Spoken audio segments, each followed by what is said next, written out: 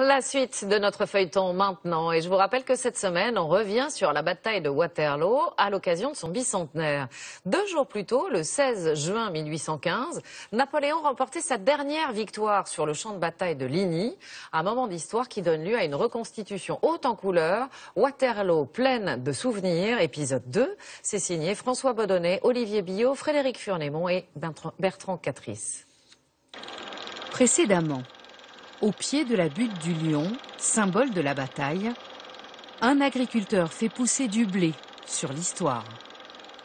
Arnaud Pouls, lui, l'un des passionnés, est prêt à en découdre.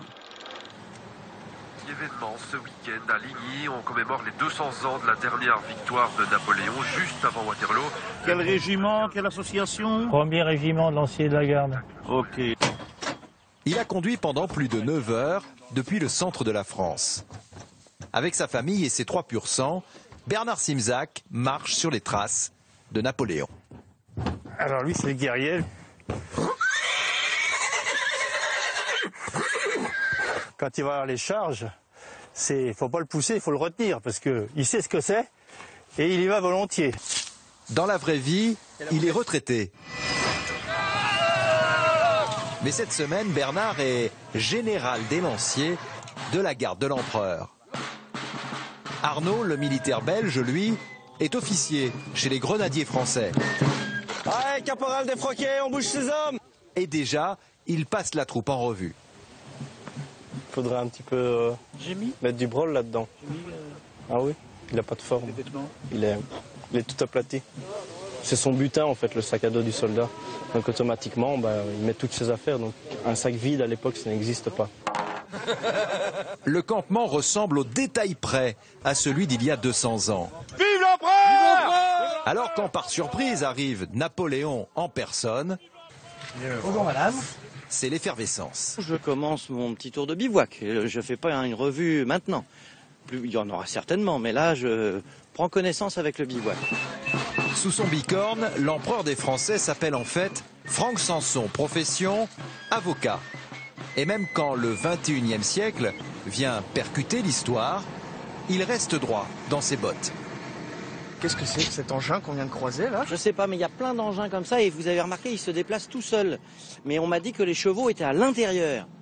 Et alors, chose incroyable, on me dit il y a des fois 200, 300 chevaux dans un seul petit véhicule. Ça me paraît pas crédible.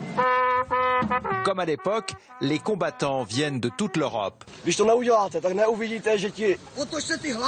Ce qui complique un peu la communication. And then it's demi-tour droite. And it's okay for us. Comme à l'époque, les hommes doivent s'entraîner dur pour former le carré. Comme vous le voyez, ils sont un peu dissipés, donc on va aller un peu resserrer le bazar. On écoute! Portez! Armes! On se réveille.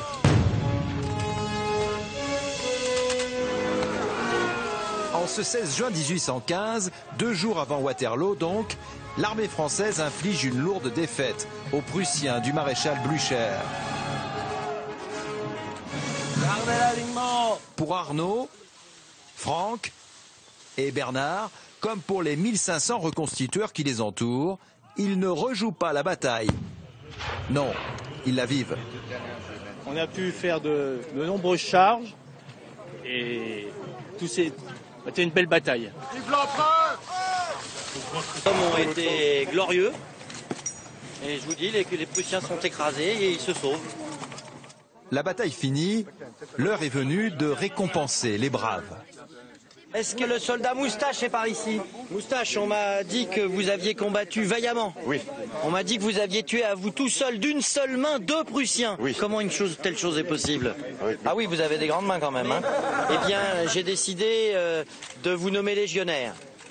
Légionnaire de ma Légion d'honneur. Je suis content de vous. Dorénavant, vous êtes immortel. Vous n'avez plus le droit de vous faire tuer. Et si la médaille est fictive, l'émotion est bien réelle. Tout le monde est fier de porter la croix. C'est pas rien d'être reçu par l'empereur en personne. Non. Non, ça se mérite. Là-dessus, santé. L'empereur reprend la route. Elle s'arrêtera définitivement dans 48 heures sur la plaine de Waterloo.